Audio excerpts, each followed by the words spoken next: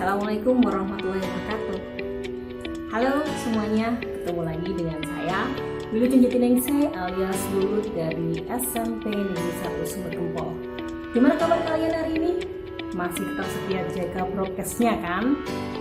Nice. Oke, langsung aja ya. Hari ini kita akan belajar bareng tentang sistem komputer. Apa sih sistem komputer itu? Oke, komputer atau sistem komputer merupakan kombinasi dari perangkat keras dan perangkat lunak yang mampu melakukan pekerjaan tertentu. Nah, secara sederhana nih, sistem komputer tampak seperti gambar ini nih. Oke. Ada 3 kelompok perangkat keras komputer, yaitu perangkat keras untuk menerima masukan, biasa disebut dengan input, kemudian perangkat keras untuk memproses data yang dimasukkan, ada lagi perangkat keras untuk menampilkan data yang sudah diproses, dan yang terakhir tuh perangkat keras yang digunakan untuk menyimpan data. Perhatikan skema sistem komputer berikut ini.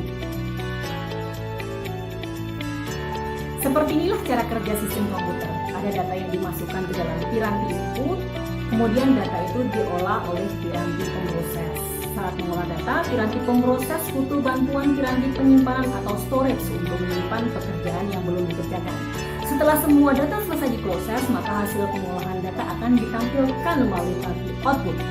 Nah, data dari piranti output ini nanti bisa digunakan lagi tuh sebagai data input. Proses berulang lagi ya, input, proses, output. Outputnya bisa lagi dipakai sebagai input, begitu seterusnya. Jadi, kalau kita main gampang-gampangan nih ya, secara gampang nih, cara kerja komputer kalau digambarkan dalam kehidupan sehari-hari ada kesamaan dengan ketika ibu kalian memasak. Ada bahan-bahan yang disiapkan, oke? Sekarang bayangkan kalian sedang menemani ibu kalian memasak. Input masakan sayur sop apa aja sih?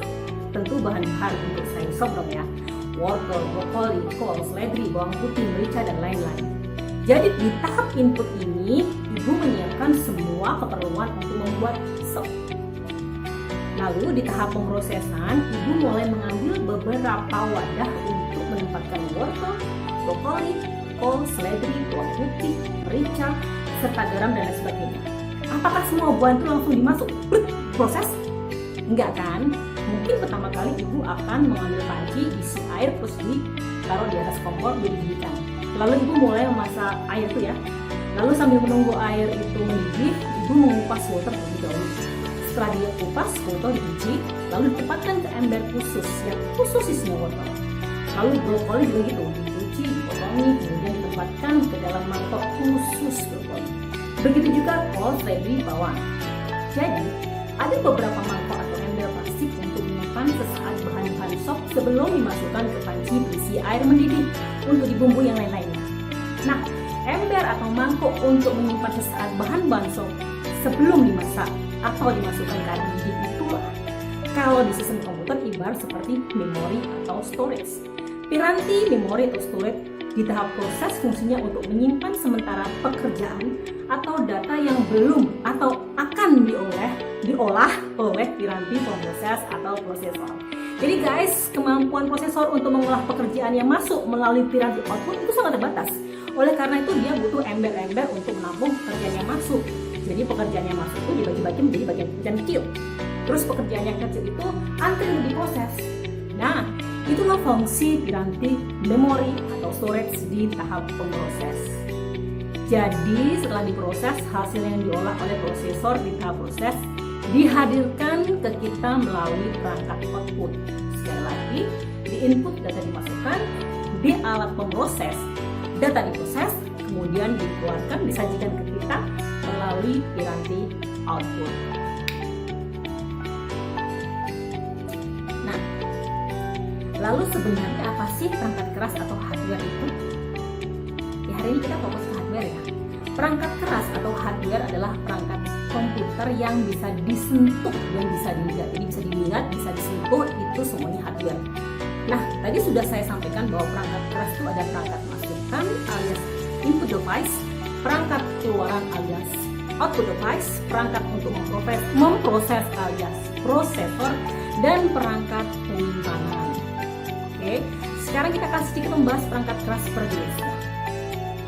Dimulai dari perangkat masukan atau disebut juga alat input atau input device. Apa saja sih yang masuk ke dalam bidang input? Yang pertama, yang sering kita temui adalah mouse. Mouse digunakan untuk menggerakkan atau mengatur posisi kursor di layar komputer. Kalau di tubuh kalian, mouse itu seperti telunjuk. Dia fungsinya untuk menunjuk, milih ini, milih itu, milih itu, milih ini. Nah, fungsinya untuk menunjuk. Nah, kurang lebih seperti itulah fungsinya mouse. Digunakan untuk menunjuk dan milih. Menunjuk, milih, menunjuk, milih. Seperti itu. Kemudian ada lagi yang namanya keyboard. Pasti kalian sudah biasa melihat keyboard. Ya kan? Nah, ada virtual keyboard di sana. Sama seperti keyboard di HP, fungsi keyboard adalah untuk mengetikkan perintah atau pesan pada komputer. Ada juga mikrofon yang biasa digunakan untuk merekam suara kita. Karena kita kalau kirim WA pakai voice note itu pakai mikrofon, oke? Lalu apa saja sih alat proses? Di bagian proses ada prosesor yang fungsinya seperti otak kita. Dia berfungsi untuk melaksanakan seluruh operasi yang dilakukan oleh komputer, seperti operasi matematika, logika, pengendalian, dan input dasar dari tugas-tugasnya. Oke, CPU merupakan otak dan jantung dari sistem komputer yang menghubungannya dengan berbagai peralatan peripheral, termasuk piranti input dan output serta unit penyimpanan sekunder. Kemudian ada RAM. RAM itu random access memory, adalah jenis memori sangat cepat yang digunakan untuk menyimpan data sementara saat komputer memproses data atau mengeksekusi perintah. Nah, RAM ini seperti ember-ember kecil yang digunakan ibu memasak. RAM fungsinya untuk menyimpan sementara data yang antri untuk diproses, sama seperti ember tadi ya. Ada lagi ROM, read only memory, adalah memori pada komputer yang digunakan untuk menyimpan instruksi yang ditulis oleh produsen komputer untuk proses itu. Data yang pernah ditulis di ROM tidak bisa dihapus. Instruksi ROM dijalankan secara otomatis saat komputer menyala. Di dalam ROM ditulis apa saja yang harus dilakukan komputer saat diaktifkan. Kalau diibaratkan dengan kalian ya, ROM seperti aturan yang harus kalian lakukan setiap hari. Contoh, misal di ROM kalian ditulis setiap bangun kalian harus merapikan kasur, kamar mandi, buang air kecil, gosok gigi, sholat, mandi, lalu sarapan. Maka setiap hari bangun tidur itu yang kalian lakukan. Nah, seperti itulah ROM. Jadi di dalam ROM itu komputer setelah dinyalakan harus ngapain aja, ditulis semua perintahnya di dalam ROM. Sama seperti ketika kalian bangun tidur harus ngapain aja, itu ROM kalian. Piranti berikutnya yang akan kita bahas adalah piranti output atau output device. Output device adalah perangkat keras yang digunakan untuk menyajikan data yang telah diproses. Datanya bisa berupa suara, gambar, atau tulisan. Contoh output device adalah printer. Printer digunakan untuk menyajikan hasil pemrosesan dalam bentuk kertas. Ada juga speaker.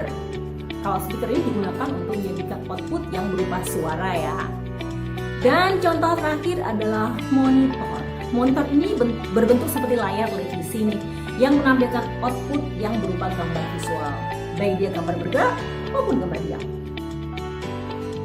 Wah, panjang juga ya bahasan kita hari ini. Udah mulai capek ini dengarnya. Oke guys, kita cukupi materi kita hari ini ya. Seperti biasa, saya selalu mengingatkan kalian untuk selalu menjaga kesehatan, tetap berolahraga, konsumsi makanan dan minuman sehat, atur waktu istirahat kalian, disiplin beribadah, dan semoga Allah selalu menguatkan dan melindungi kita. Sampai ketemu di materi berikutnya. Insya Allah berikutnya kita akan bahas tentang software. Apa itu software? Kita akan bahas minggu depan. Terima kasih. Assalamualaikum warahmatullahi wabarakatuh. Jaga kesehatan.